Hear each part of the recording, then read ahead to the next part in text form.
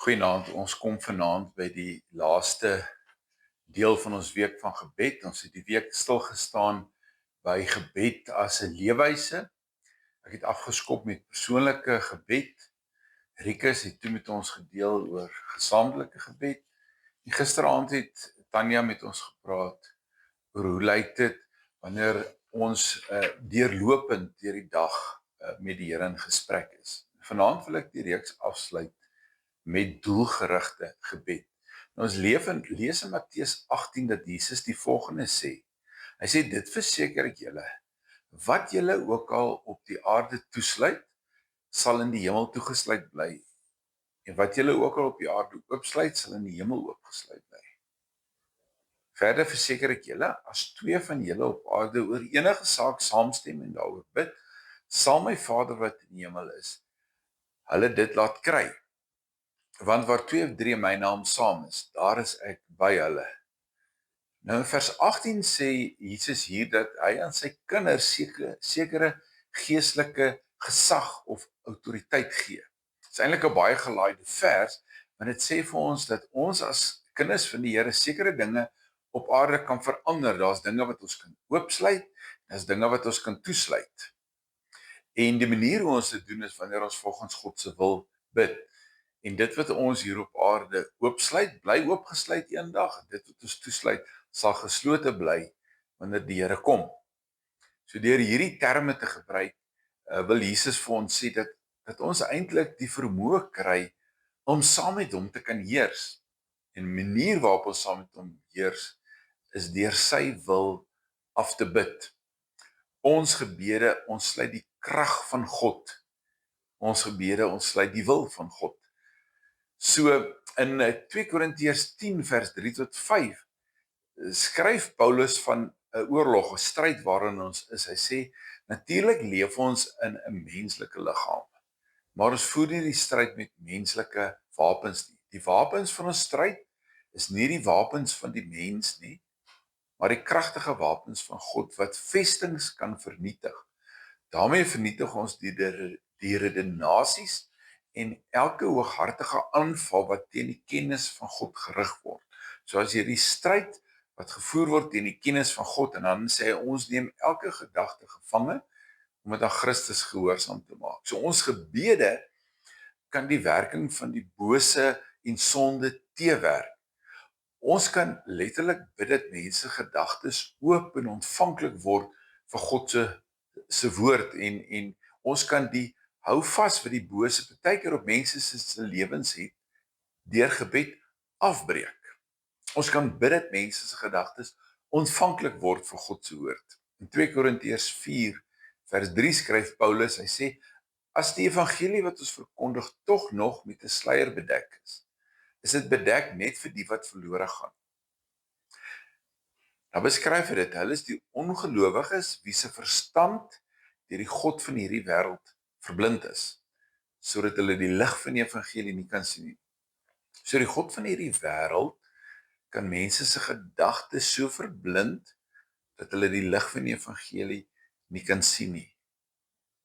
So as ons as gelowiges voor en tydens die erediens saam bid, dan kan ons bid dat die houvas wat die bose op mense gedagtes het, dit wat mense doof maak vir die evangelie, dat dit gebreek word in hulle lewens, sodat hulle oop en ontvanklik kan wees vir God se wil en God se woord. Dink net die krag wat dit kan ontsluit, dat mense God se woord kan hoor wanneer dit verkondig word. Miskien het jy iets daarvan al beleef.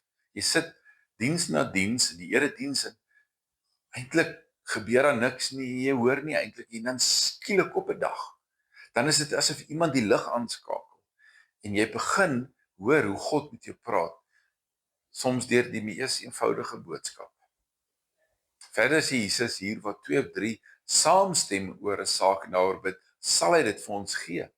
Vriende, dit is doelgerigte gebed, 'n doelgerigte gebed, wanneer gelowiges saam by die Here stil word, sy wil soek, en dan sy wil af te bid, dan sal God dit vir hulle gee.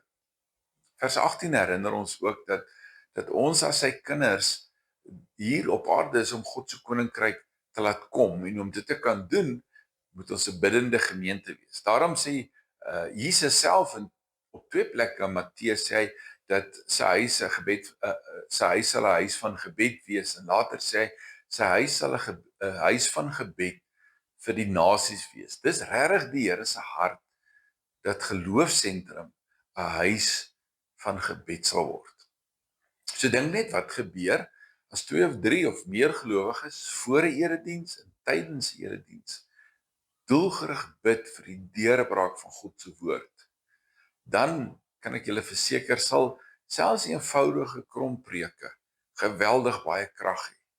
So ons wil regtig vra dat as dit die Here se wil is, of die Here lê dit op jou hart, dat jy deel word van 'n gebedsspan in die gemeente, wat voor en tydens erediens en ander geleenthede saam bid, en bid vir hierdie deurbrake van die Here, dat jy ons as leraars sal kontak of die kerkkantoor.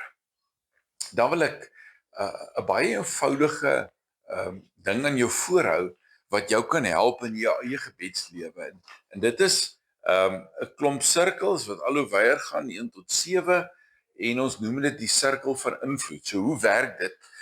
Jy skryf in die binneste sirkeltjie jou naam, en daar bid jy vir jouself. In die tweede sirkeltjie bid jy vir jou familie, jou onmiddellike familie. Die derde sirkeltjie bid jy vir jou uitgebreide familie, jou ooms, jou tannies, neefies en nigs en so aan. Die vierde sirkel is waar jy vir jou vriende bid. Die vyfde sirkel is waar jy vir jou bure en mense saam met wie belange deel, sport, wat ook wil doen, wat jy vir hulle bid. Die sesde sirkel is kennisse wat jy ken, mense wat jy ken, met wie van tyd tot tyd oor hulle pad kom.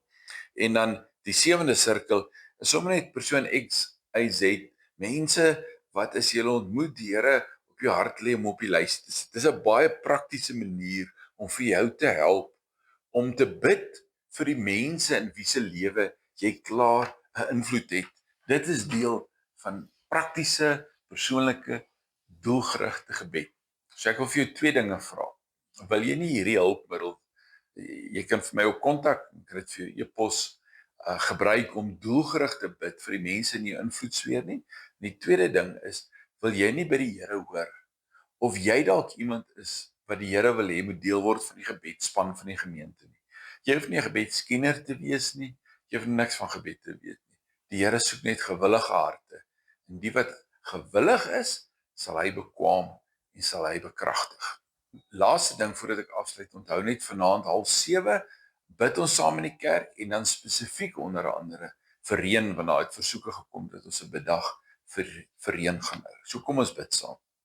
Here, baie dankie dat U vir ons in hierdie week sommer net weer kom herinner het, hierdie ongelooflike voorreg wat ons het om met U te kan gesels. Dat ons vanaand hoor, Here, nie net vir onsself bid nie, maar dat ons doelgerig kan bid, met 'n plan kan bid, U koninkryk in werking kan bid. Here, ek bid dat U op ons harte 'n gebedslas sal kom plaas. Here, dat ons regtig net sal wil bid en doelgerig sal bid, en saam met ander sal bid, en deurlopend sal bid, en by U voete sal sit, om U stem te leer ken. Here, dit is U wil dat Geloofsentrum ook 'n huis van gebed vir die nasie sal word. Daarom bid ek, Heilige Gees, dat U en elkeen wat luister se harte sal praat. Here, as daar die bidders is wat U wil oprig, bid ek dat hulle U roepstem sal hoor en sal reageer. Here, wil U ons ook vanaand, as ons saamkom om vir reën te bid, dat U ons genadig sal wees, en dat ons ook sommer net deur dit sal ervaar, die wonderlike krag van gebed. Here, U roep ons om saam met U te heers hier op aarde, en ons doen dit deur gebed. Kom leer ons, kom lei ons, kom bekragtig ons, sodat ons bidders sal word, en dat Geloofsentrum 'n huis van gebed vir die nasie sal word. Dankie vir die wonderlike voorreg om te kan bid. Seën ons, wees met elkeen van ons. Dit bid ons in Jesus se naam. Amen.